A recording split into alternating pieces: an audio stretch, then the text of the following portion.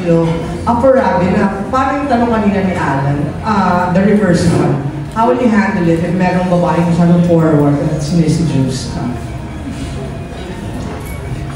Kikilalanin ko muna po siya. Bago ko po... Bago ko pumigay.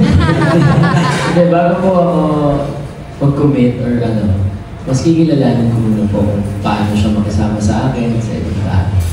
Yeah. So, okay sa yun, even if the girl is, may aming sa first, medyo forward?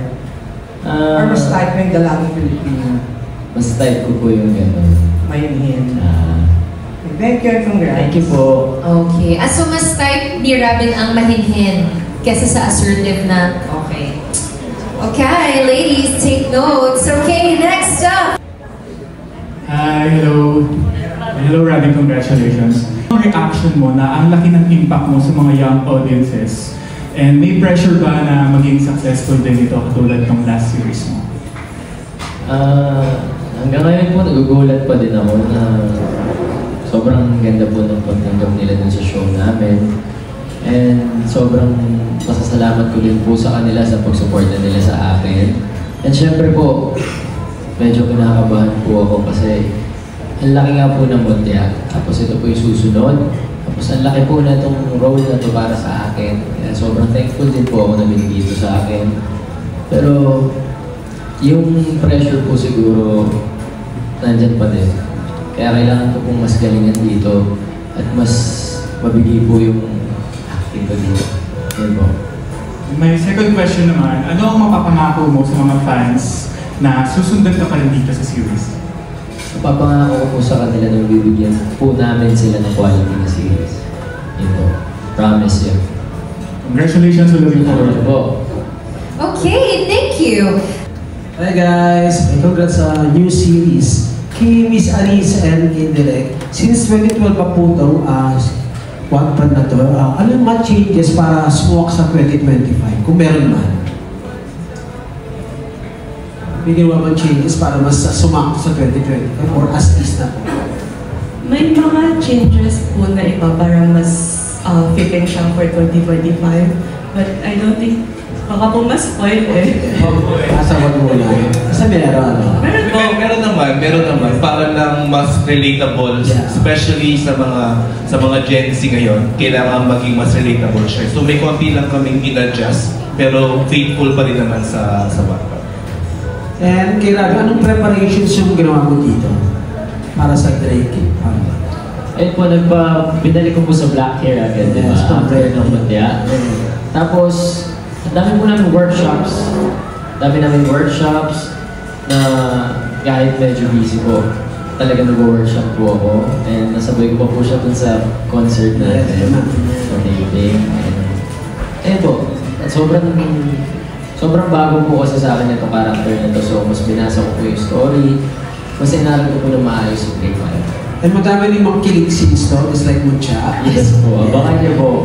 Sobrang ganda po yung story. Okay, congrats in advance. Salamat po. It's your turn. Thank you. Mayroon na bang insidente sa buhay mo na ikaw naman yung nang-seduce? At kung mayroon kang gusto i-seduce sa mga nakakatrabaho mo, sino kaya yun at bakit? Wala pa po siguro akong sinidus. And wala muna po siguro akong isisidus kasi kailangan ko mag-focus muna dito sa serye na para mag-ibig siya. Makamaka lang talaga hindi na kailangan i-seduce. Hindi naman po. Pero was there ever a time na ikaw naman yung na-seduce na? Hindi pa po. Hindi pa po. Okay. Direct, ano po yung mga challenges na na-encuentro being a noted and a best director sa film? Ano po yung mga bago, and since nakatrabaho niyo na po pala si Robin nung bata pa siya, ano po yung nakita niyong improvement o development sa kanya ngayong young actor na siya, lead actor? Iba eh, kasi one day lang kasi yung shoot niya sa akin before, sa Instant Valley. Tapos dito kasi parang mas may character na siya. Pag ang artista kasi nakikita mo, ano pa lang, presensya pa lang niya, nakikita, may aura na siya. Alam mong kung actor siya or kung artista siya na parang celebrity lang. Magkaiba kasi yun eh. May mga artista talaga na masasabi mong actor. So I think si Robin is one of those actors na masasabi kong actor. Unang tingin mo pala, mararamdaman mo na siya sa aura ng artista. Nahirapan ka ba sa kanya sa ano? Hindi. Reaction, Robin? Kinigilig naman ako dyan. Hindi ako nahirapan sa kanya kasi ang dali niyang, una sa lahat, inaaral niya yung character niya.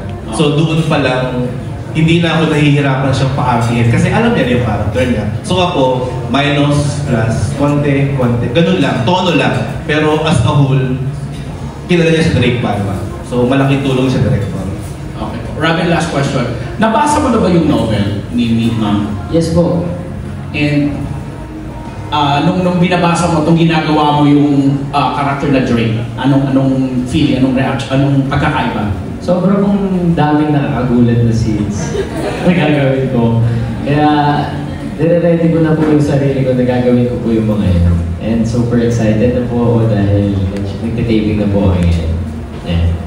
Okay. Thank you and congratulations. Thank you po. Thank you so much, and I believe the next one is our last na magtatanong. We have our TikTok content creator, Ana Rina Amistoso. Hello, good afternoon po sa lahat. For Robin, nagkaroon ka ng mga fans, yung J-Ree, di ba? Eh, natatakot ka bang mag-schedule sila ngayon sa bagong mong Kalab team? Feeling ko naman po hindi sila nagsiselos kasi hindi naman po Kalab team makakasama.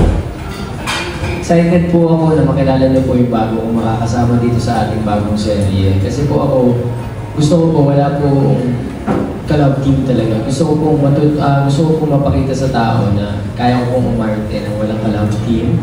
And gusto ko po na, sana po, na patuloy po nila akong supportahan kahit na iba po yung Kalab team namin dito. Yeah. Nice answer. Second question is, how is your working relationship with your leading lady? Kahit hindi pa namin siya formally na nakikilala. Yes. Abangan ko naman sa lahat. Abangan niyo ko po kung sino siya. And si Alice Perez po, sobrang buti babae. And aral na aral po niya talaga kung paano niya i-portray yung character niya. And sobrang bait. Magkasundo po talaga. That's nice. We're looking forward to meeting her. Thank you. Alright, maraming salamat po. May iba ba tayong dates na gusto i-promote?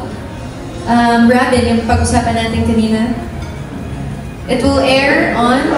June 15 po. Oo. At saka, prior to that, meron tayong proper MediaCon, di ba? Yes po. Abangan niyo po yung MediaCon natin. Doon po i-reveal yung iba pang mga cast dito. Good job. Alright.